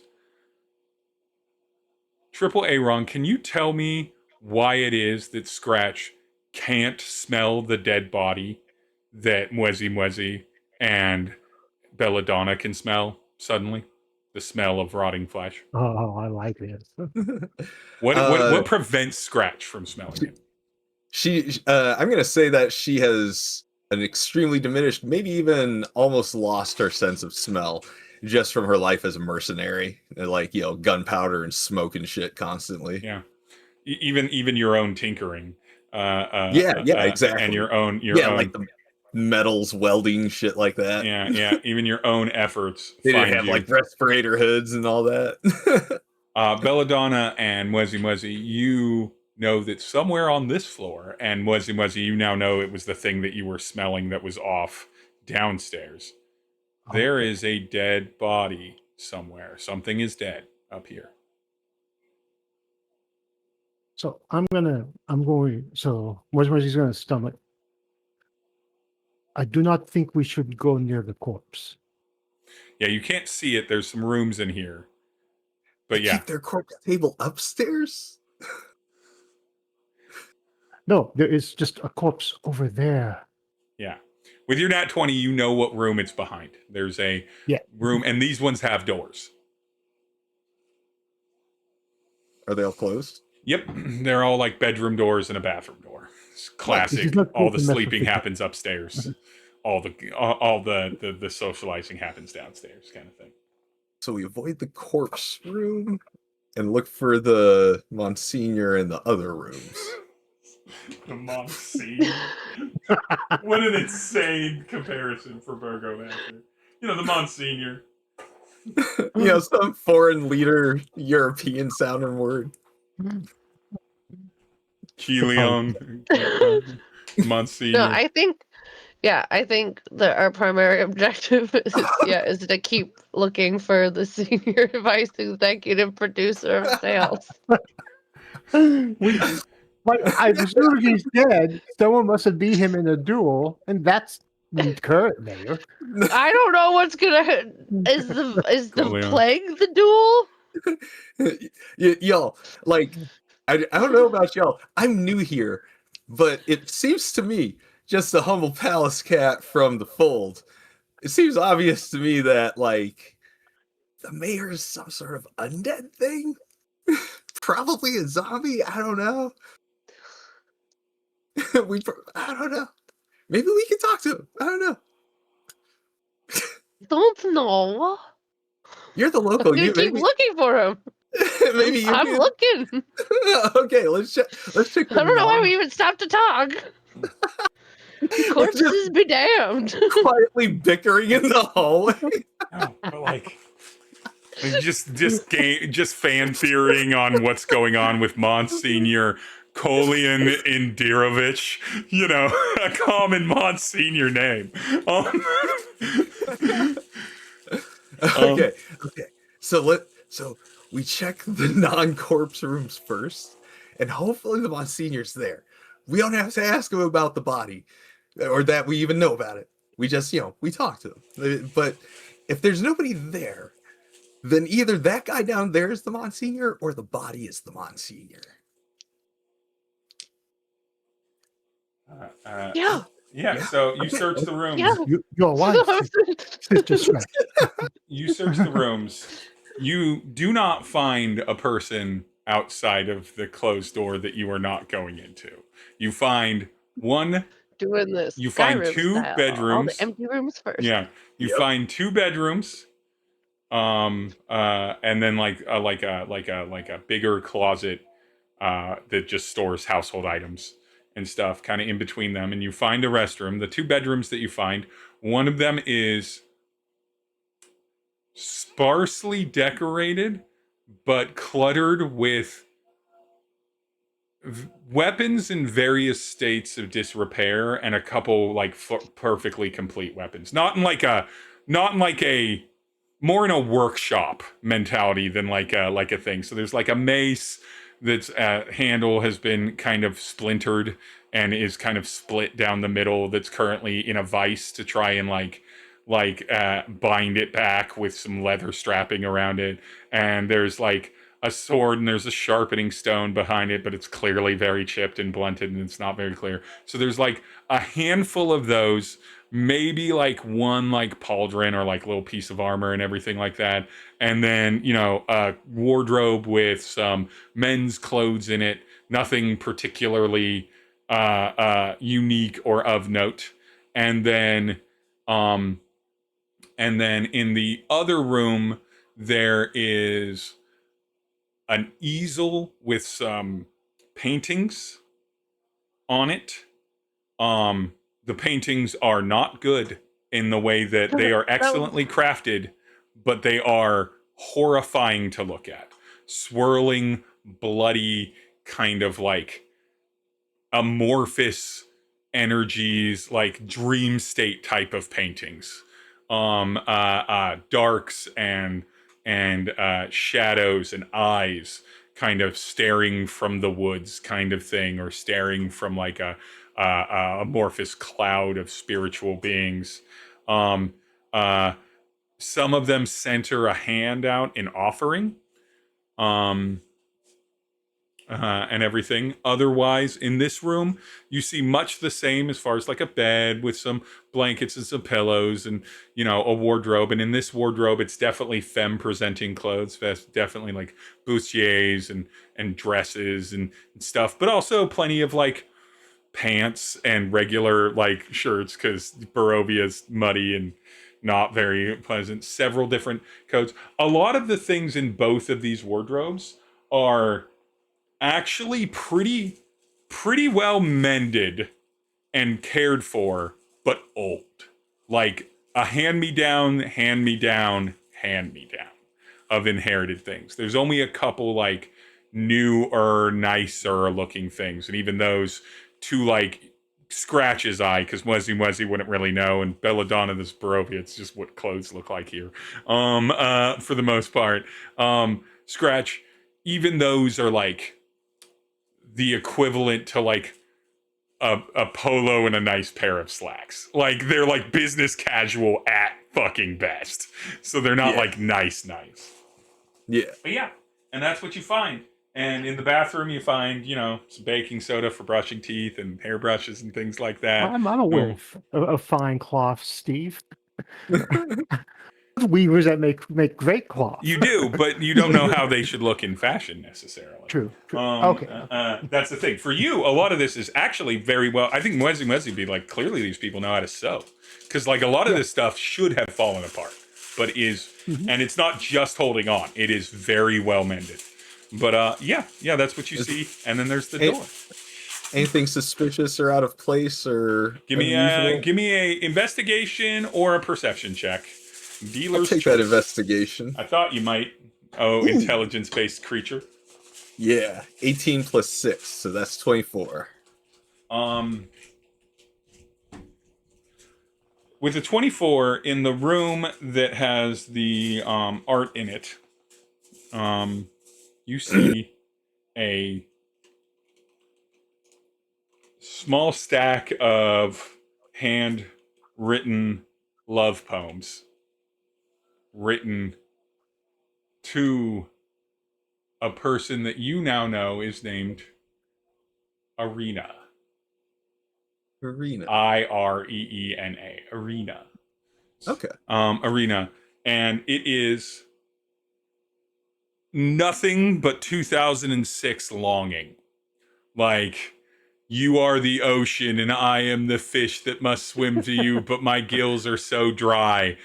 It is and gently as toxic too. Like, I know we're bound to be together no matter what happens between now and then. You can see as many men as you like, but I know I'm here for you. So right in that pop punk emo-y kind of layer of like, oh man, the moment I think about these, you're hitting a real specific genre, and I'm feeling real attacked. Band's named. I love this music, but if your band is named Boys Like Girls and your cover of an album is a pair of panties, I know everything I need to know about who you are under the hood. Yeah, you're 22 and I don't expect much, but yeah, that's a far cry from we're talking about poetry to No, but boy panties. What? Yeah, I stopped paying attention. Yeah, that's Barovian boy panties. Barovian boy panties. All right, I'm gonna call it out, so it definitely gets called out in the transcription. Barovian boy panties, a canon thing sold in stores across Barovia. Okay, there we go. It's extra absorbent. Oh. It's got like a little like fucking Pit Boy level mascot, but he's just in the boy panties and he's a little chubby. I mean, it's the Barovian boy. The Barovian boy is the mascot of Barovia. That's clearly It's like the Pit Boy Count Strahd looking Yeah. thing. He's like a little like boy, and you know what? Even though it doesn't make any sense, and people Barovia would hate it, he's kind of looks like he's a little vampire. Maybe occasionally has a little thing in his face. Even though everyone in Barovia would be like, we don't like that. That's the bad thing. Why is this the It's same? only funny when the boy does it. It's fine when It's the cute when the boy does it. but You know, some say that the boy was modeled after the boy visage of Count von Smiley, but you all don't know that. The almost greatest leader that Barovia had ever known. Okay, hear me out.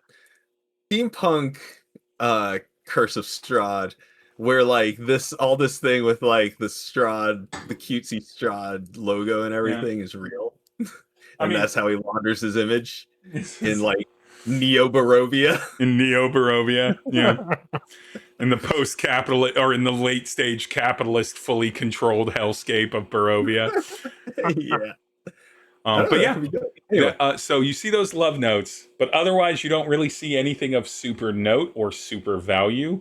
And you know that there is no one else, and the only door you haven't been to upstairs is the door with the definitely has a dead body behind it.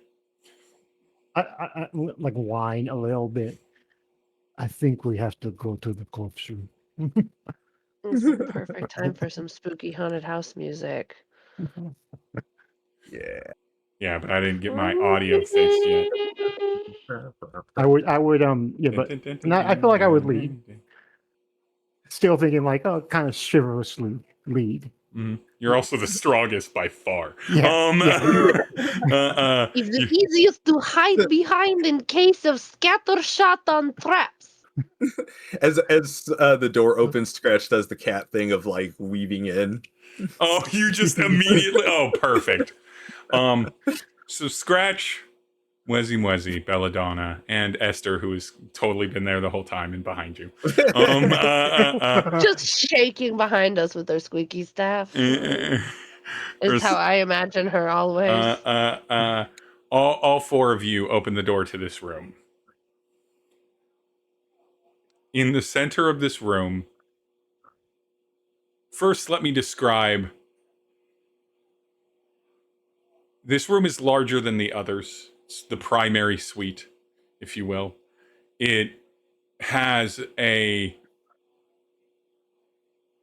relatively nice, if not, again, having to be repaired multiple times, large bed that has been deconstructed and the mattress propped against one of the walls.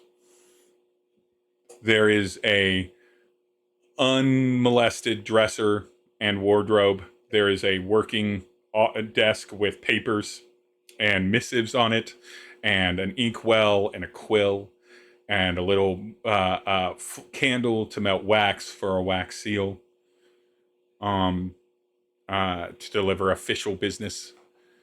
There is a portrait of a man with a large Wilford Brimley mustache, just huge comb of a mustache, smiling with his two children who are not. He's smiling like it's very paternal and it's very warm, and he's got rosy cheeks. And the two children, who look like roughly the age of like 10 to 12, in there, pictured with them. You assume they're both his children. They look nothing like each other. One is kind of dark skinned with brown hair, and in like a vest and or like a vest and just like regular knickers. The other one is in like a little boy's dressing gown from the Victorian era, but he's like 10, so he's a little old for it, with like blonde hair and blue eyes. And Father, these ruffians. Yeah, and this painting has these two children staring straight at the camera, if you will, and everything, with all of the solemnity of the place of Barovia. But in the center of the room is a coffin covered in flowers. I knew it. I fucking knew covered it. in flowers and open. A resting dead form of a much older and I suppose paler, because he is in fact deader, version of the man in the painting rests in the coffin with flowers kind of displayed over him, hands gently folded on his chest. Folded on his chest. And folded on his chest. Give me a perception check, please, as you enter in this room. Look at the right die. 7. You could have rolled that on D&D Beyond. 15. Right. 15? So I did get it as a natural 20. Natural 20, good. Then, Mwezi-Mwezi, it's you that turns around when you hear the steps coming up the stairwell.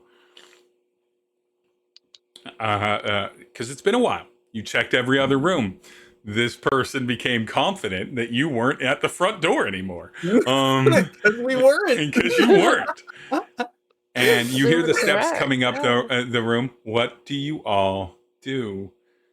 You have essentially one round before this person will come inside of you. So I'm going to like close the door and say, the person downstairs is coming. Like, can we close it? Like, there's a door, right? Yeah, it was a door. Yeah. Yeah. You're not the only one who heard that, right? It was just me. What? I don't know why Courtney is laughing. I am confused. No, I'm fine. It's fine. I mean, it is good. fine. I'm just curious. So No, we're good. I think Scratch is more or less going to do what their players do and just kind of like turn around and be like, oh. Mwezi-Mwezi, just staring at the door. Yep. you close the door. The Scratch and Belladonna kind of like brace themselves at this call to alarm.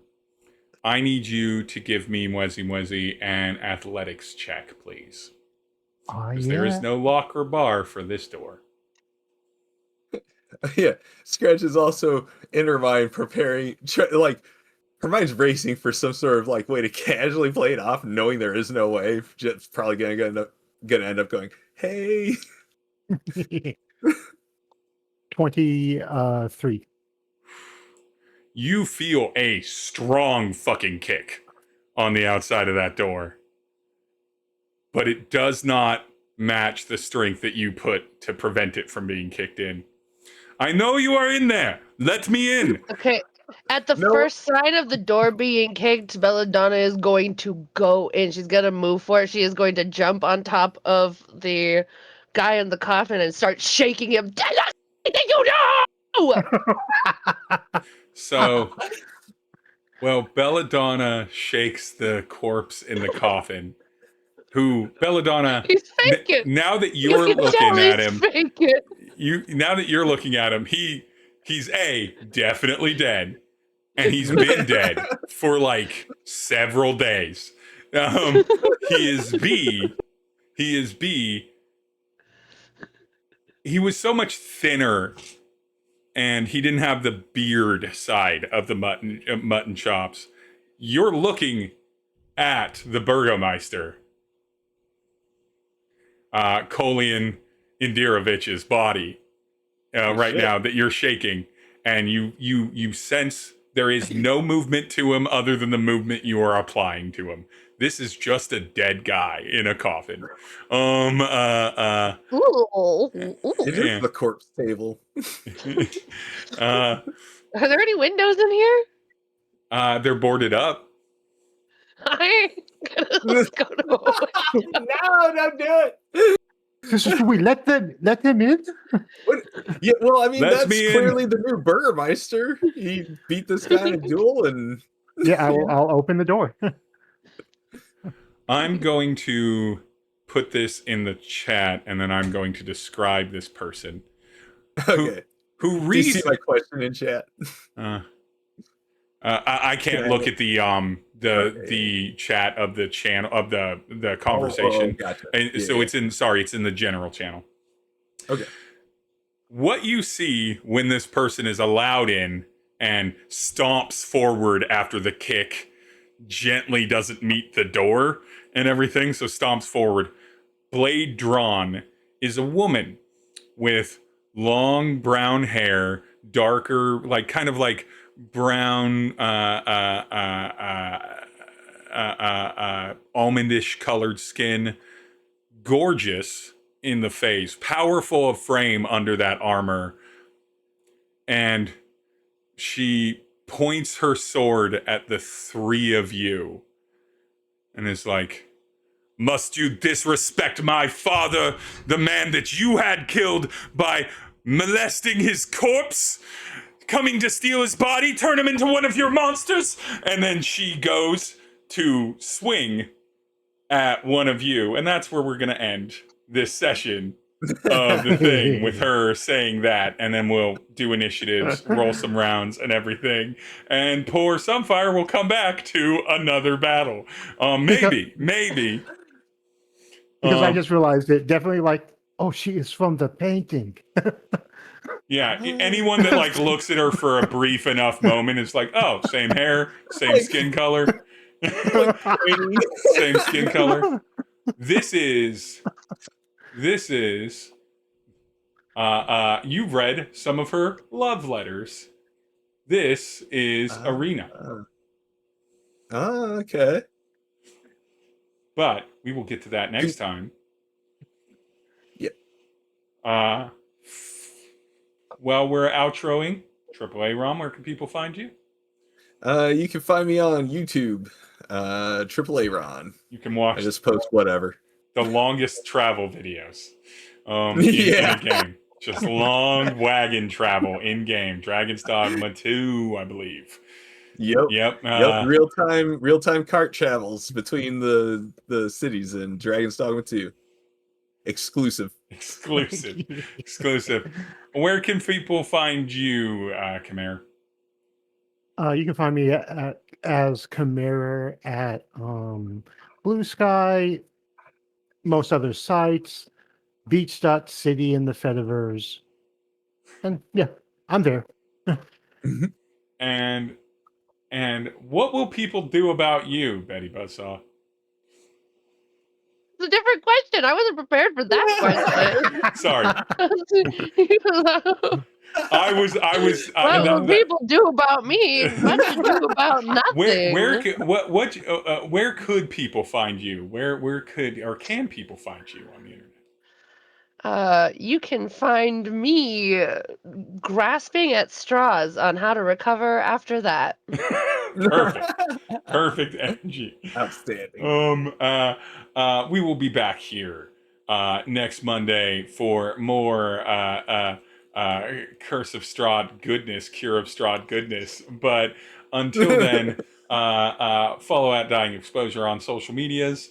It has been a wonderful session. You're supposed to talk and find out. I mean, you're not supposed to do anything. That's the point of D&D. But the module's like, yeah, they're going to talk, and then they're going to find out that this is like the child of the Burgermaster, and then they're going to have a conversation about it. And instead, it's like, no, no. She said, "Go away." She didn't say, "Let's have a little chat about my dead father." Boo! I really need help. Yeah, No, no. leave. I believe in our abilities to maybe talk this down. I'm not doing emotional labor for people who aren't doing emotional labor for themselves in the year of our count, 2026. 2026. But until next time, thank you. And, just go kicking at doors when they're locked. Just kick right at them. Just kick at them. It's fine. If you can't kick them down, break in a window and shake a corpse. It's culturally normal to just kick a locked door open when it's locked. You go to open a door, And then you're like, oh, I can't get in? Let me kick it. That's a Barovian custom. Y'all really Canon. found the swamp hag and used her as your cultural keystone?